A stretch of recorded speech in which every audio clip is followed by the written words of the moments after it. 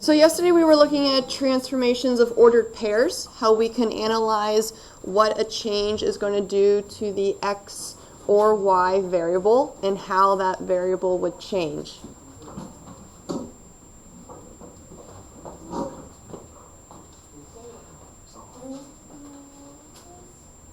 Oh, we got a lot today.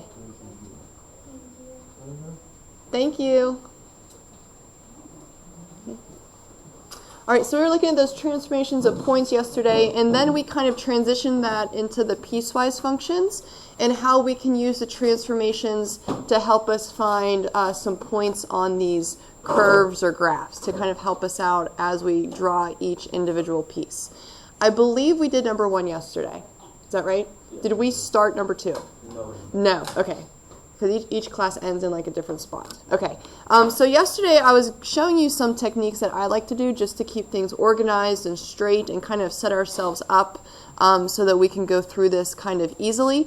Again, if you have a particular way you like to graph piecewise functions that works for you, I'm not going to make you change that. Okay, but I just want to give you some other options that you may like to use or you may not like to use.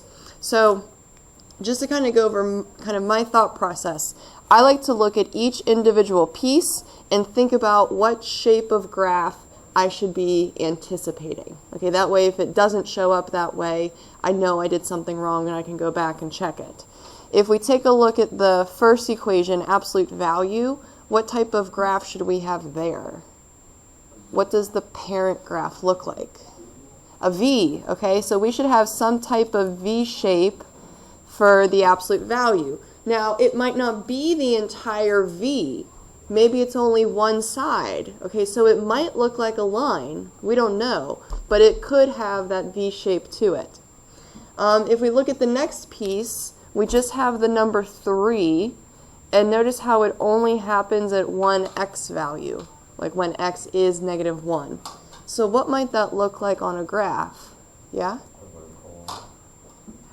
Not a vertical line.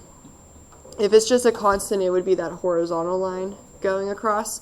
But if that only happens at one x value, if you draw a horizontal line that happens at multiple x values, if it only happens at 1, what might that look like? What do you think, Alex? It's just a point, yep.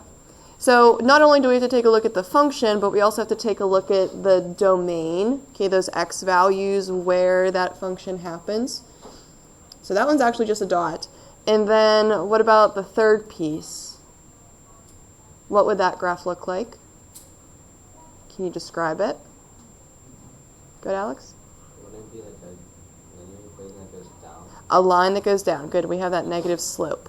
Okay, so we should have some type of V, just a dot, and then a line that's going down. So we can anticipate those shapes. So let's take a look at that domain a little further. Notice how each piece of this function has something to do with the x value of -1. So I'm going to go ahead and draw in that barrier, okay, that visual spot where one equation ends and the next one begins, because something's happening there at -1. So I take a look at the domain even closer, and I realize that this first equation should be where the x values are smaller than -1. So that would be on this entire left-hand side. Maybe I'll label number 1 there. The second piece only happens at the x value of -1, so that would be right on the barrier that we drew. So I'm going to draw a little 2 right above the barrier. And the third equation happens when we have x values bigger than -1, so that would be this entire right-hand side. We'll label it number 3. So it looks like we're going to be using the entire grid. We don't have to shade anything off like we did yesterday for number 1. So we should have a graph going everywhere.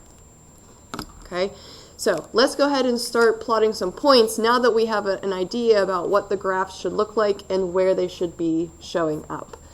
Let's take this -1 value and we'll plug it into the equation just to see what we get out. So negative 1 plus 2 is 1. Absolute value of 1 is still 1. Add 1, we get 2. Okay, so we're going to go to that spot. We plugged in negative 1. We got out 2. We got to ask ourselves, open or close circle?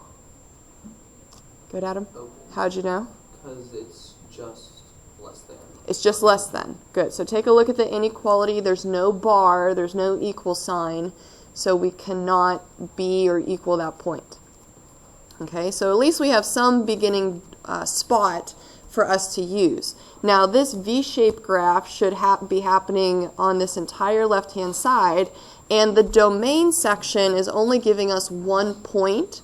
We need some other ones to help us form this V shape.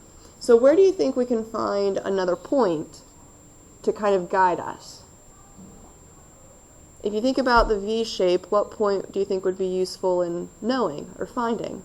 What do you think, Cole? You don't know? Good, Adam? -2. Why -2? Yeah. Because it's on the left. It's on the left side of where you're supposed to be, like putting your graph. So you're just going to plug in some points? Yeah. We can do that. All right, let's go ahead. You can pick anything you want smaller than -1 and plug in those points. So maybe we'll plug in -2. If we plug in -2, the absolute value will become 0, and if we add 1, we get 1.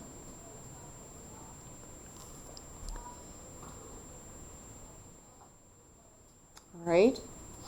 So it's starting to take shape, but how do we know how far down this V is going to go? Okay, we might have to start plotting some more points. So do we want to keep guessing, picking numbers?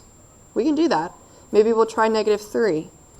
-3 plus 2, -1, absolute value changes it to +1, plus 1, we get 2. So plug in -3, get out 2. Do you think that was enough points to plot? Yeah, okay, because notice how we were here, but now we're up 1. So this is probably the bottom of that V, okay, for the V shape. So we'll go ahead and draw in that V shape. Now I think we got lucky because Adam picked -2 for us, but do you realize if you did not pick -2, maybe you started with -5 and then you went to -9, you may have been there a while to figure out where that bottom of the V was. Okay, trying to figure out where the lowest point is. So guessing and checking points will always work, it just depends on how long you might need to do that for. Okay, if we pay real close attention to the way this equation looks, we could have probably figured out where this bottom of the V or the vertex was instantly, because the bottom of the V on the parent function normally starts where? Yeah, 0, 0, the origin. Okay, so based off the way this equation looks, where was that vertex moved? Can you identify some transformations? What do you think, Pietro? Left 2, up 1. So in terms of the coordinate, if we move it left 2, that would be -2, and then up 1 would be a y value of 1. So just by looking at the equation, looking at those transformations, you can identify where that vertex is automatically, instead of having to guess and check, even though that will always work. You just might have to do that for a while. Okay, so there's our V shape. So far we have the first equation done. The next piece is just the number 3, and it only happens at the x value of -1, and we said that should look like a dot. So we simply just have to plot that point, -1, comma 3.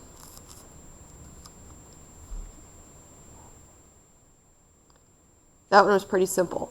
But if we move on to the third one, we should be anticipating a line that's going to go down. So let's go ahead and take that -1 domain value and plug it in. -0.5 times -1 changes to +0.5 plus 5. We get 5.5. So we'll go to that spot on the barrier. And there was no bar, so we would need that open circle. And this line should be happening on the entire right-hand side, but right now we only have one circle to use, and we need 2 You need 2 points to make a line. So where do you want to get the other point from? You have a lot of different options. Go, Cole. Well, the slope is -1. Okay, so we can use the slope. From this point, we can go down 1 over 2. Okay, that will give you another point. You could have used Adam's strategy as before. Just pick another point as long as it's greater than -1 and plug it in. Okay, that would work as well. You also could have used the y-intercept, which would be 5. Notice how that's on the right-hand side where the line would need to go. So you have many options. As long as you can find another point to kind of guide you, that's all that we're looking for. So notice how we have what we need. We have that V shape, even though it's minor. Okay, we only have that little piece of the other side, but we do have that V shape, the dot, and a line that's going down. Okay, everything is set up just like we said it should. Today we're going to take a look at kind of more involved ones. Notice how we're going to be dealing with square roots. So these might be a little bit new to us because up to this point you've probably only graphed lines and parabolas, maybe absolute values, okay, in your previous math classes. But now we're going to do square roots. So let's go ahead and anticipate what these different shapes are going to look like. Do we kind of remember, can we describe what a square root graph looks like? The parent function. I know we did it last week. Maybe you have to go back and look. What do you think, Cole? I mean, it's kind of hard to explain. It's just Yeah. A wide U? Is that what you said?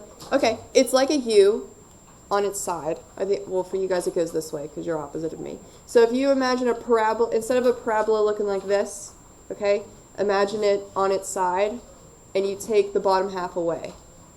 Okay, that's a square root. So parabola on its side, bottom half is gone. So a square root typically looks something like that. Now, can we take a look at the equation a little bit more in depth and ask ourselves, is it going to look exactly like this, or did we change it somehow? What do you think, Sebastian? It's flipped over the y-axis because of the negative and then moved up 3 spots, right? So if we're going to take this shape and flip it over the y-axis, meaning left and right, it's no longer moving to the right side, it's now moving to the left, okay? So we still have the same basic shape, but we have to be aware of where it's actually traveling. Okay, just by looking at the equation, we can determine that. The next piece is just the number 2, okay, and normally that's just a horizontal line, but if you take a look at the domain, it's only happening at one x value.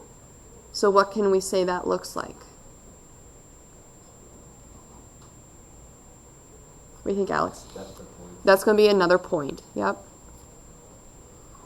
If it happens at more than one x value, it's a horizontal line, but one x value is just a point. All right, and the last one is another square root. So half of a parabola on its side going to the right. We got to ask ourselves, did that flip or change at all? Look at the equation. Do we have any negatives to worry about? What do you think? It went up 3. Okay, so we're going to have this shape up 3, but it's still looking like this. Okay, so we should anticipate a square root going to the left, a point somewhere, and then a square root going to the right. Okay, we can visually anticipate these shapes. Now let's take a look at the domain a little bit further. We're going to draw barriers at -4 and 0.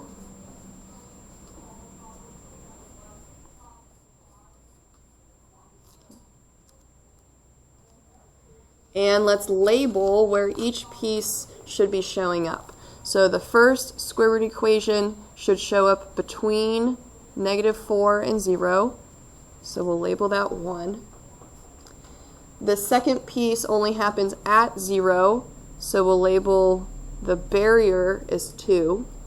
And the third equation shows up for any x value you want greater than 0, so that'll be the entire right-hand side. Notice how we did not label the entire left-hand side. So you can write none at the top. Maybe you want to scribble it out so you don't graph anything there.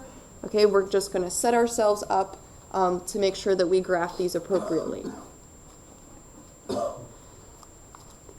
All right, so let's go ahead and start plotting some points. So we'll take the first domain value of -4, and we'll substitute it in. So -4 changes to +4, square root of that is 2, plus 3, we get 5. So plug in -4, get out 5, ask ourselves open or close circle. We're thinking closed. We got that bar. Okay, do the same thing for the next domain value. We're going to plug in 0. Square root of 0 is 0. Plus 3 would be 3. And we would have an open circle.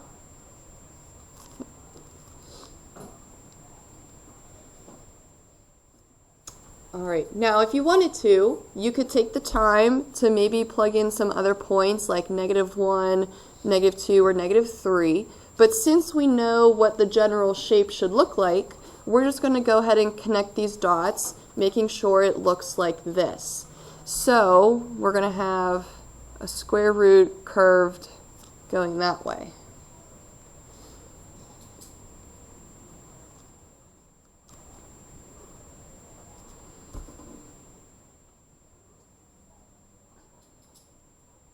All right, the next piece should just be a dot, and if we plug in 0, we get out 2. So close circle there.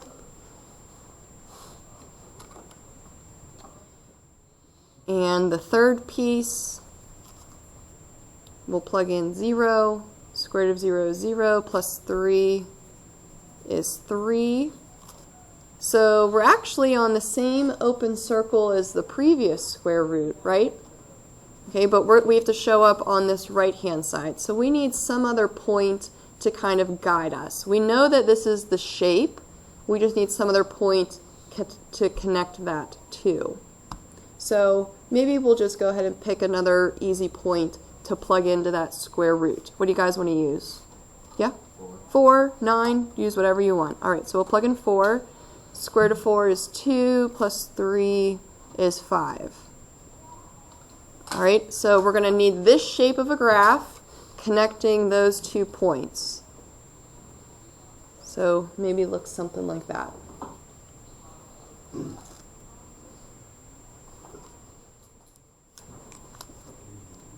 We doing okay? All right. Number 4 is kind of the mother lode. Do we want to try that one by ourselves? No? No, I do see some thumbs up, which is good. Okay, if you want to try it on your own, go ahead and do it. Okay, you can tune me out. Usually if you guys do want to try something on your own, you're silent. Okay, but I did hear some no's, so we'll try it together. Okay, but if you want to do it on your own, go ahead and do it.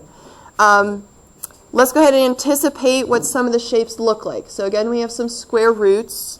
The typical square root is half of a parabola on its side. Okay, going to the right. We got to ask ourselves, does it still look like that, or did it switch or change somehow? Take a look at the equation. How? The x is negative, so we're going down. Close. The x is negative, but it's not going down anymore. I'm going to come back to you for this one. What do you think, Tanner? It'd be going left. Okay, if the x is negative, this is what's tricky. If the x is negative, it's a y-axis flip. Okay, going left and right. So instead of going to the right, we now have that shape going to the left. Okay, y-axis flip or reflection. The next equation is a line. The slope is negative, so that line is going down.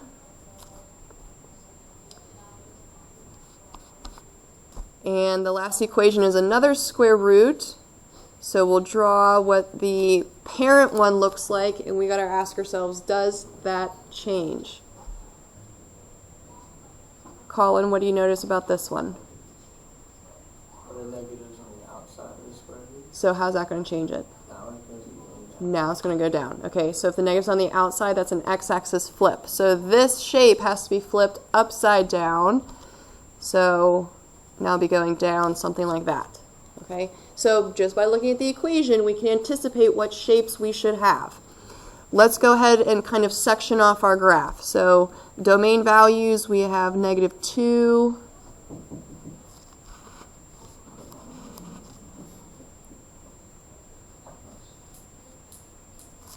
and 1.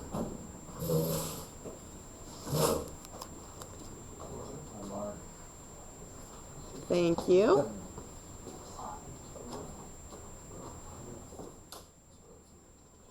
All right, let's go ahead and label our sections. So the first equation happens for x values smaller than -2. I kind of ran out of room up here. I'll go ahead and label them down here. So equation number 1 should show up on the left. Equation number 2 is between -2 and 1. So that's between the barriers, and then the third equation is greater than 1. So we don't have to kind of shade off any region. We're going to be using the entire graph. All right, let's get some points. So we'll plug in -2 into the equation. -2 changes to +2. -2 is 0. Square root of 0 is 0. Plus 2, we get 2. So let's go to that point. -2, 2, open or close circle. Open. All right. So there's a guiding, or there's a beginning point for us, and we know we should be having this shape of square root going to the left. We need some other guiding point to kind of show us the path. So let's go ahead and maybe you can pick another point, whatever you think would be easy to do. What do you want to try? Something we can take the square root of easily after we subtract 2 from it? Go, Jordan? -6. Okay, plug in -6. The other negative would make it a +6. -2, we get 4. Square root of 4 is 2. Add 2, we get 4. So plug in -6, get out 4. All right, so we're going to play connect the dots, but making it look like this square root shape.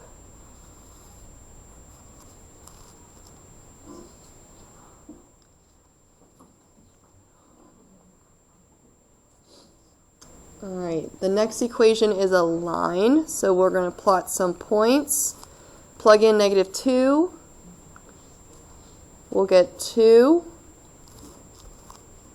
Open or close circle.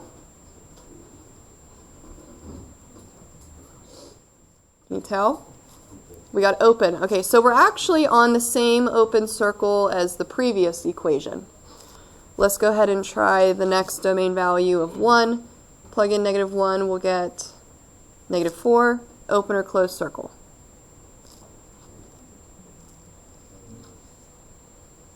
Open, right? No bar. Okay, so this is going to be a straight line. We can simply play connect the dots.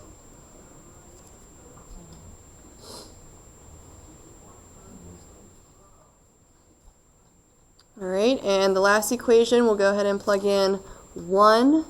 1 minus 1 is 0. Square root of 0 is 0. Opposite of 0 is still 0. -4, we get -4. Open or close circle? Yeah, open. So we're actually on the other open circles. So these are kind of connecting up nicely at the open circles. So we're right here, but we know we should have this shape of graph. So we need some other point on this side to kind of guide us. What do you want to do, Tanner? Let's plug in 5. All right, so 5 minus 1 is 4. Square root of 4 is 2. Opposite of that, -2 minus 4, -6. So we plug in 5, get out -6. And we're going to play connect the dots, but using this shape. Okay, not a straight line. We need a square root shape. There we go. For those of you that did it on your own, how'd you do? Pretty good? All right. How are we feeling with piecewise functions? Hopefully they're not as bad as you remember them. Okay?